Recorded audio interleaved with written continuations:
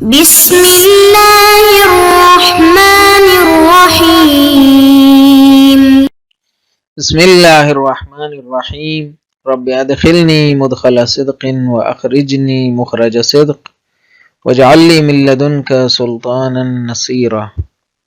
اللهم صل على محمد وآل محمد. عزیز طلباء کرام، السلام علیکم ورحمۃ اللہ۔ آج کا سبق ایک نئی بحث کا آغاز ہے۔ آج ہم غیر لفظی شرعی دلیل کے حوالے سے گفتگو کریں گے۔ غیر لفظی شرعی دلیل سے مراد فعل معصوم اور تقریر معصوم ہے۔ غیر لفظی شرعی دلیل ہر وہ دلیل ہوتی ہے کہ جس میں کلام نہیں پائی جاتی لیکن شریعت کے کسی حکم پر دلالت موجود ہوتی ہے، لیکن یہ دلالت کلام کی قبیل سے نہیں ہوتی بلکہ فعل کی قبیل سے ہوتی ہے۔ افعال کے اندر سے ہم نے دلالت کو کشف کرنا ہوتا ہے، تو اس کو غیر لفظی شرعی دلیل کہتے ہیں۔ آئیے آج کے سبق میں اس کی تفصیلات کے اوپر گفتگو کرتے ہیں۔ سب سے پہلے چلتے ہیں قراءت متن کی جانب۔ الفصل الثانی من فصول الدلیل الشرعی الدلیل الشرعی غیر اللفظی۔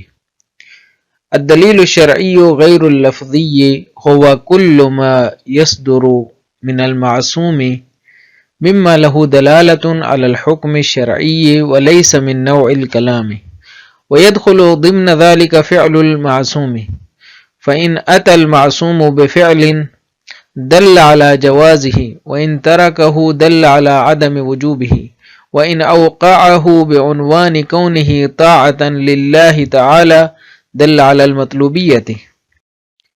ويثبت لدينا صدور هذه الأنحاء من التصرف عن المعصوم بنفس الطرق المتقدمة التي يثبت بها صدور الدليل الشرعي اللفظي، ويدخل ضمن ذلك تقرير المعصوم وهو السكوت منه عن تصرف يواجهه، فإنه يدل على الإمضاء، وإلا لكان على المعصوم أن يردع عنه فيستكشف من عدم الردع الإمضاء والارتضاء۔ یہ تو عبارت تھی جو ہم نے پڑھ لی۔ اب چلتے ہیں اہم ترین نکات کی جانب۔ آج کیونکہ نئی بحث کا آغاز ہو رہا ہے تو ہم چاہتے ہیں کہ ایک بار پھر ہم ایک مرور کر لیں مباحث کا اور ایک نظر دوڑ ڈالیں گزشتہ مباحث پر جو ہم کر چکے ہیں۔ ہم نے مجموعی طور پر جو کتاب ہے اس کو مصنف نے دو حصوں میں تقسیم کیا تھا۔ ایک حصہ قسم اول تھی اور دوسرا قسم ثانی۔ قسم اول میں مقدماتی مباحث تھیں اور جس میں علم اصول کی اہمیت، تعریف اور اجتہاد کی بحث اور یہ ساری مباحث تھیں۔ اس کے بعد اصلی مباحث کی طرف آئے۔ اصلی مباحث جنہیں بحوث و علم الاصول کے نام سے شہید نے عنوان کیا وہ قسم ثانی میں تھی۔ قسم ثانی میں چند ایک بحثیں تھیں جو ہم کر چکے ہیں۔ سب سے پہلی بحث حجیت قطع کے حوالے سے تھی۔ قطع کی حجیت ذاتی ہے اور اس کو اس بات کرنے کے لیے شہید نے استدلال کیا تھا۔ اس کے بعد ادلہ محرزہ کی بحث تھی۔ ادلہ محرزہ در حقیقت اصول عملیہ کے مقابل میں ہے۔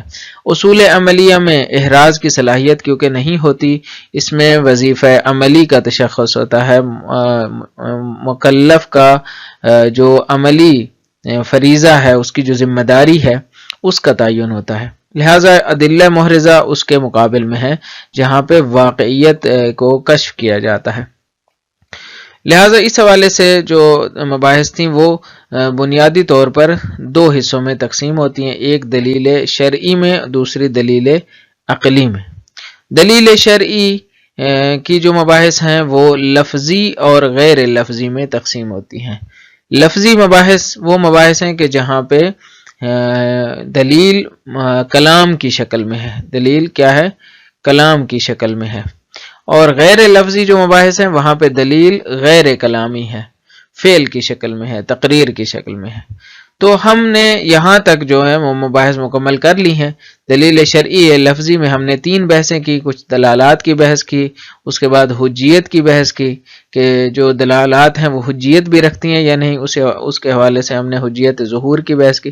اس کے بعد ہم نے اثبات دلیل کی بحث کی کہ یہ جو دلیل لفظی ہے یہ ثابت کیسے ہوتی ہے، اس کے طریقوں کے حوالے سے گفتگو کی اور بتایا کہ تواتر کے ذریعے ثابت ہوتی ہے، اجماع یا شہرت کے ذریعے ثابت ہوتی ہے، اور سیرت متشرعہ کے ذریعے ثابت ہوتی ہے، یا پھر خبر واحد کے ذریعے ثابت ہوتی ہے۔ تو یہ مباحث تھیں جو گزر چکی ہیں۔ آج کی بحث دلیل شرعی غیر لفظی کے حوالے سے ہے، تو چلتے ہیں آج کی بحث کی جانب۔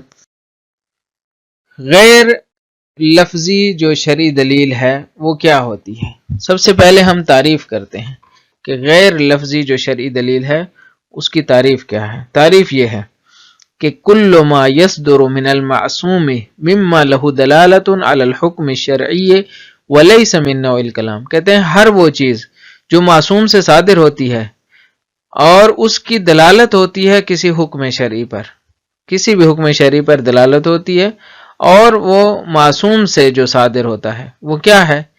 وَلَيْسَ مِن نَوْعِ الْكَلَام، کلام کی نوعیت سے بھی نہ ہو، یعنی کلام کی قبیل سے نہ ہو، اس کو ہم غیر لفظی شرعی دلیل کہیں گے۔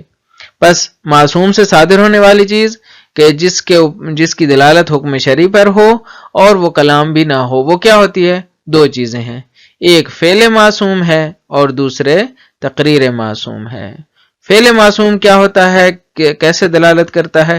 تقریر معصوم کیا ہوتی ہے، کیسے دلالت کرتی ہے؟ آئیے آج کے سبق میں دیکھتے ہیں۔ فعل معصوم کی دلالت، فعل معصوم کی جو دلالت ہے وہ چند چیزوں پر ہے۔ فعل معصوم تو واضح ہے، یعنی معصوم خود ایک فعل کو انجام دیتے ہیں، معصوم ایک کام کو انجام دیتے ہیں، ظاہر ہے ان کی زندگی ہے، ان کی سیرت ہے، ان کی جو حیات ہے وہ زندگی جی رہے ہیں، تو وہ کیونکہ معصوم ہیں ان کے اندر ان کا جو فعل ہے وہ اس کے اندر حجیت پائی جاتی ہے، وہ ناظر ہے دین کے، لہٰذا اس کے اندر دلالت پائی جاتی ہے۔ کہتے ہیں کیسی دلالت ہے؟ حکم جو کلام ہوتی ہے وہ تو مختلف انداز میں ہوتی ہے، لہٰذا اس کی دلالات تو بڑی واضح ہوتی ہیں، لیکن جو فعل ہے اس کی دلالت اتنی واضح نہیں ہوتی ہے، اس کی دلالت گنگ ہوتی ہے، حد اقلی اس کو ہم کہتے ہیں۔ حد اکثری دلالت جو ہے وہ قول کے اندر ہوتی ہے، حد اقلی دلالت جو ہے وہ فعل کے اندر ہوتی ہے۔ کیسے حد اقلی ہوتی ہے؟ وہ یوں ہوتی ہے کہ اگر معصوم کوئی فعل انجام دیں تو اس کی دلالت کس چیز پر ہے؟ جواز پر ہے۔ اگر معصوم کوئی فعل انجام دیں تو خود فعل کا انجام دینا ممکن ہے ایک فعل واجب ہو، مثلا حج ہے، حج انجام دے رہے ہیں، حج واجب ہے، مثلا روزہ ہے واجب ہے، نماز واجب ہے، لیکن یہ واجب ہونا خود فعل سے ثابت نہیں ہوا۔ نماز کا جو واجب ہونا ہے وہ اقیم الصلاۃ سے ثابت ہوا ہے، فعل سے ثابت نہیں ہوا، لہذا خود فعل کا انجام دینا کس چیز پر دلالت کرتا ہے؟ جواز پر دلالت کرتا ہے، اس چیز پر دلالت کرتا ہے کہ یہ فعل جائز ہے، کیونکہ معصوم نے انجام دیا، اگر یہ فعل جائز نہ ہوتا تو انجام نہ دیتے۔ پس فعل کی دلالت حد اقلی ہوتی ہے، یعنی وہ وجوب پر دلالت نہیں کرتا بلکہ جواز پر دلالت کرتا ہے۔ اسی طرح مثلا ترک کرنا، ترک کرنا یعنی ایک فعل ہے جس کو دوسرے سب لوگ انجام دے رہے ہیں، معصوم انجام نہیں دیتا، معصوم انجام نہیں دیتے، تو اب جب ایک معصوم نے ایک فعل کو ترک کر دیا تو کیا وہ حرام ہو جائے گا؟ نہیں، کہتے ہیں نہیں، صرف اس کی دلالت اس بات پر ہوگی کہ یہ فعل واجب نہیں تھا، دوسرے انجام دے رہے تھے، معصوم نے انجام نہیں دیا، ترک کیا، تو اس کی دلالت اس بات پر ہوگی کہ یہ فعل واجب نہیں تھا، اسی لیے ترک کر دیا، یعنی یہ خود ترک کرنا اس بات کی دلیل ہے کہ واجب نہ تھا، اگر واجب ہوتا تو یقیناً وہ انجام دیتے۔ اب اگر ایک فعل عبادی ہے، عبادیاتی ہے، یعنی ایک فعل ہے جو معصوم اس نیت سے انجام دے رہے ہیں کہ اللہ کی اطاعت کر رہے ہیں، عبادی فعل انجام دے رہے ہیں، نماز پڑھ رہے ہیں، یا مثلا کوئی دوسرا ایسا کام کر رہے ہیں کہ جس کے اندر اطاعت پروردگار کا عنصر بھی شامل ہے، یعنی قصد قربت بھی شامل ہے، تو اس فعل کے اندر جواز کے علاوہ ایک اور دلالت بھی ہے، لیکن وہ بھی حد اقلی ہے، یعنی اکثری نہیں ہے۔ حد اقلی کیا ہے؟ مطلوبیت ہے، مطلوبیت فعل، کیونکہ مطلوبیت دو قسم کی ہوتی ہے۔ ایک مطلوبیت ایسی ہوتی ہے کہ اس کو کسب کرنا واجب ہوتا ہے، جیسے کہ مثلا نماز پنجگانہ، 5 نمازیں، اس کی مطلوبیت اتنی زیادہ ہے کہ اس کو کسب کرنا واجب ہے۔ لیکن ایک مرتبہ مطلوبیت ہے، لیکن اس کی مطلوبیت میں وجوب کا عنصر شامل نہیں ہے، اس کو ہم حد اقلی کہتے ہیں۔ لہذا عبادی فعل کی دلالت اس بات پر ہے کہ یہ فعل مطلوب ہے، پسندیدہ ہے، اچھا ہے، اس کو انجام پانا چاہیے۔ اگلی بحث ہے اس بات کے حوالے سے کہ فعل معصوم ثابت کیسے ہوگا؟ فعل معصوم کیسے ثابت ہوگا؟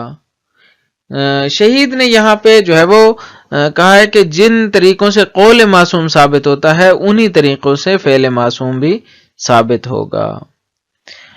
یہاں پہ ہم 2 طریقوں کا ذکر کرتے ہیں، ایک تواتر ہے، ایک خبر واحد ہے۔ تواتر وہ طریقہ ہے کہ مثلا ایک خبر آتی ہے کہ معصوم یہ کام انجام دیتے تھے، وہ خبر ایک آدمی نے نقل کی، پھر دوسرے نے نقل کی، پھر تیسرے نے نقل کی، پھر چوتھے نے نقل کی، یوں یہ خبر اتنی زیادہ راویوں نے نقل کی ایک فعل معصوم سے، ایک سیرت معصوم سے، کہ وہ روایت جو ہے وہ تواتر تک پہنچ گئی، وہ خبر تواتر تک پہنچ گئی۔ بہرحال جس طرح مثلا شجاعت امام علی علیہ السلام کے حوالے سے تواتر مانوی یا تواتر اجمالی پایا جاتا ہے، کہ یہاں پہ تواتر ہے کہ مثلا امام علیہ السلام شجاع تھے اس لیے کہ مثلا فعل معصوم ہے کہ یہ لیکن ہر ایک روایت کو دیکھا جائے تو وہ کیا ہے؟ وہ واحد ہے۔ مثلا جنگ بدر میں شجاعت، جنگ خیبر میں شجاعت، جنگ احد میں شجاعت، لیکن سب کو ملا کے جب دیکھا جاتا ہے تو وہ تواتر مانوی یا تواتر اجمالی پایا جاتا ہے۔ یا مثلا خبر واحد ہے، خبر واحد کے ذریعے بھی فعل معصوم ثابت ہو جاتا ہے۔ مثلا ایک فعل کے بارے میں روایت آ گئی کہ معصوم یہ کام کیا کرتے تھے، معصوم مثلا نماز ظہر کے بعد جو ہے وہ نماز ظہر سے پہلے مثلا اتنی رکعت نماز پڑھا کرتے تھے، تو یہ فعل معصوم ہے جو ثابت ہے، تو یہ خبر واحد کے ذریعے بھی ثابت ہو سکتا ہے اور تواتر کے ذریعے بھی ثابت ہو سکتا ہے۔ اگلی بحث ہے تقریر معصوم کے حوالے سے، آج ہم اس کا آغاز پڑھیں گے، باقی جو ہے وہ کل کی مباحث۔ تقریر معصوم کی تعریف کیا ہے؟ کہتے ہیں معصوم کے سامنے کوئی فعل انجام پائے اور وہ اسے نہ روکیں، معصوم کے سامنے کوئی بھی فعل انجام پائے اور اسے نہ روکیں۔ اس کی ایک واضح مثال ہے، مثلا کوئی مسح انجام دیتا ہے معصوم کے سامنے، الٹا مسح کرتا ہے، سر کا مسح سیدھے نہیں کرتا، اوپر سے نیچے نہیں کرتا، بلکہ ماتھے والی سائڈ کی طرف سے اوپر تالو کی طرف لے جاتا ہے ہاتھ کو، تو یہ مسح جو معصوم کے سامنے انجام دیا ہے، اگر وہ نہیں روکتے تو یہی نہ روکنا رضایت کی دلیل ہے، یہی نہ روکنا اس بات کی دلیل ہے کہ معصوم راضی ہیں، اور یہی امضاء شرعی سے کاشف ہے، یعنی امضاء شرعی کو کشف کر رہا ہے کہ شریعت نے اس فعل کو امضاء کیا ہے، اور یہی تقریر معصوم ہے، یعنی اس کے اندر دلالت پائی جاتی ہے کہ یہ فعل جو انجام پایا ہے یہ درست تھا، اس کا وضو ٹھیک تھا۔ یہ تھے اہم ترین نکات، اب چلتے ہیں وضاحت متن کی جانب۔ فرماتے ہیں کہ الفصل الثانی من فصول الدلیل الشرعی، دلیل شرعی کی فصول میں سے دوسری فصل۔ پہلی فصل کس حوالے سے تھی؟ دلیل شرعی لفظی کے حوالے سے تھی، جس میں ہم نے 3 مباحث انجام دی، جس کا ذکر ابھی ہم نے کر دیا اور دوبارہ یادآوری بھی کر دی۔ اب دوسری فصل کس حوالے سے؟ دلیل شرعی غیر لفظی کے حوالے سے ہے، ایسی شرعی دلیل جو لفظ کی شکل میں نہ ہو۔ وہ کون سی ہوتی ہے؟ وہ یہ ہوتی ہے الدلیل الشرعی غیر اللفظی ہوا کل ما یصدر من المعصومی مما له دلالت علی الحکم الشرعی ولیس من نوع الکلام۔ کہتے ہیں کہ دلیل شرعی غیر لفظی ہر وہ چیز ہوتی ہے، ہر وہ دلیل ہوتی ہے جو معصوم سے صادر ہوتی ہے، مما بیان ہے کہ وہ چیز صادر ہوتی ہے وہ کیا کرتی ہے، کہتے ہیں مما لہو دلالت علی الحکم شرعی، وہ ایسی چیز ہوتی ہے کہ جس کی حکم شرعی پر دلالت ہوتی ہے، لیکن فرق یہ ہے کہ وَلَيْسَ مِن نَوْعِ الْكَلَامِ، وہ کلام کی نوع اور کلام کی قبیل سے نہیں ہوتی۔ شرعی لفظی اور غیر لفظی کا فرق یہ ہے۔ وہ کون سی چیزیں ہیں جو کلام کی قبیل سے نہیں ہیں؟ کہتے ہیں یہ ہے وَيَدْخُلُ ضِمْنَ ذَلِكَ فِعْلُ الْمَعْصُومِ، ایک تو یہ فعل معصوم ہے جو غیر شرعی دلیل کے ضمن میں داخل ہوتا ہے۔ کیسے؟ فَإِنْ أَتَى الْمَعْصُومُ بِفِعْلٍ، وہ یوں کہ اگر معصوم ایک کام کو انجام دیں، ایک کام کو معصوم انجام دیتے ہیں تو دل علی جوازہ، یہ اس بات کی دلیل ہے کہ وہ فعل کیا تھا؟ جائز تھا، وہ فعل جائز تھا۔ وَإِن تَرَكَهُ، اگر معصوم ایک فعل کو ترک کر دیں تو دل علی عدم وجوبہ، تو یہ اس بات کی دلیل ہے کہ وہ فعل واجب نہیں تھا۔ وَإِنْ أَوْقَعَهُ بِعُنْوَانِ كَوْنِهِ طَاعَةً لِلَّهِ تَعَالَى دَلَّ عَلَى الْمَطْلُوبِيَّةِ، اگر وہ ایک فعل کو ایک ایسے عنوان سے انجام دیں کہ یہ اللہ کی عبادت ہے، اللہ کی اطاعت ہے، یعنی قصد قربت کے ساتھ انجام دیں تو دل علی المطلوبیہ، یہ فعل علاوہ بری کے جواز پر بھی دلالت کرتا ہے، اس کی مطلوبیت پر بھی دلالت کرتا ہے، اس کے پسندیدگی اور محبوبیت پر بھی دلالت کرتا ہے، اس لیے کہ عبادت بغیر مطلوبیت کے اصلاً محقق ہی نہیں ہوتی۔ وَيَثْبُتُ لَدَيْنَا صُدُورُ هَذِهِ الْأَنْحَاءِ مِنَ التَّصَرُّفِ عَنِ الْمَعْصُومِ بِالنَّفْسِ الطُّرُقِ الْمُتَقَدِّمَةِ، اب اس بات کا مسئلہ اٹھا رہے ہیں شہید، کہتے ہیں اس بات کیسے ہوگا کہ فعل معصوم ثابت ہے؟ کہتے ہیں صدور هذه الانحاء من التصرف، یعنی یہی جو ہم نے تین قسمیں بنائی ہیں فعل معصوم کی کہ جو جواز پر دلالت کرے، یا ترک کر دے جو فعل، یا جو انجام دے دے، یا جو مطلوبیت کے ساتھ انجام دے جو مثلا عبادی فعل ہے، تو کہتے ہیں یہ جو انواع تصرفات ہیں، مختلف اقسام ہیں تصرفات کی، یہ ہمارے لیے ثابت ہو جائیں گی کہ یہ تصرف معصوم نے کیا ہے۔ کیسے معصوم سے ثابت ہوں گی؟ بنفس الطرق المتقدمہ، انہی طریقوں سے ثابت ہوں گی کہ جس کے ذریعے صدور الدلیل شرعی لفظی، جس طریقے سے لفظی شرعی دلیل ثابت ہوتی ہے، لفظی شرعی دلیل ثابت ہوتی ہے۔ البتہ جیسے میں نے عرض کیا کہ تواتر اور خبر واحد کے حساب سے تو یہ بات واضح ہے، جیسے میں نے مثالیں بھی دے دیں، لیکن جو باقی طریقے ہیں اس حوالے سے محل تأمل ہے اور تأمل کی ضرورت ہے کہ کیسے ایک اجماع یا فتویٰ کشف کرے گا کہ یہاں پہ فعل معصوم اس کا پشتوانہ ہے، یعنی ایک فتویٰ یا اجماع جو ایک رائے فقہی ہے اس کے اندر کیسے کاشفیت فعل کی دلالت ہوگی، کیسے وہ ایک فعل معصوم سے کشف کرے گا۔ حالانکہ یہ محل اجمال، محل تأمل ہے اور ابہام رکھتی ہے یہ عبارت۔ لیکن جیسے عرض کیا کہ تواتر یا خبر واحد کے ذریعے فعل معصوم ثابت ہو سکتا ہے، اس کی مثالیں بھی کچھ نہ کچھ عرض کر دی۔ فرماتے ہیں وَيَدْخُلُ ضِمْنَ ذَلِكَ تَقْرِيرُ الْمَعْصُومِ، اور اسی کے ضمن میں تقریر معصوم بھی داخل ہے۔ وَهُوَ السُّكُوتُ مِنْهُ، وہ ہے کہ معصوم اگر سکوت اختیار کریں، عن تصرف يواجهه، ایک ایسے تصرف کے بارے میں کہ جو آپ کے سامنے انجام پائے، يواجهه جس سے آپ کا مواجہہ ہو، مواجہہ کہتے ہیں آمنے سامنے ہونے کو، یعنی ایک ایسا تصرف، ایک ایسا فعل جو آپ کے سامنے انجام پائے، اس سے آپ سکوت اختیار کریں۔ جیسے مثلا ایک شخص وضو کر رہا ہے اور وہ آپ کے سامنے مثلا الٹا مسح کر دیتا ہے، فَإِنَّهُ يَدُلُّ عَلَى الْإِمْضَاءِ، یہ دلالت کرتی ہے کہ معصوم نے اس کو امضاء کیا ہے۔ وَإِلَّا، اگر امضاء نہ کیا ہوتا تو لَكَانَ عَلَى الْمَعْصُومِ أَن يَرْدَعَ عَنْهُ، معصوم کے اوپر ضروری تھا کہ وہ اس سے روکتے۔ فَيَسْتَكْشِفُ مِنْ عَدَمِ الرَّدْعِ الْإِمْضَاءُ وَالْإِرْتِضَاءُ، کشف کریں گے عدم رد سے الامضاء والارتضاء، یستکشف، کشف کیا جائے گا رد نہ کرنے سے، نہ روکنے سے، یہ استکشاف کیا جائے گا کہ معصوم نے کیا کیا ہے، امضاء کیا ہے۔ والارتضاء اور معصوم اس پر راضی ہیں۔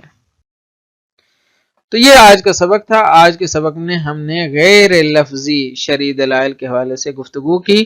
وہ دو چیزیں ہیں، ایک فعل اور دوسرا تقریر معصوم۔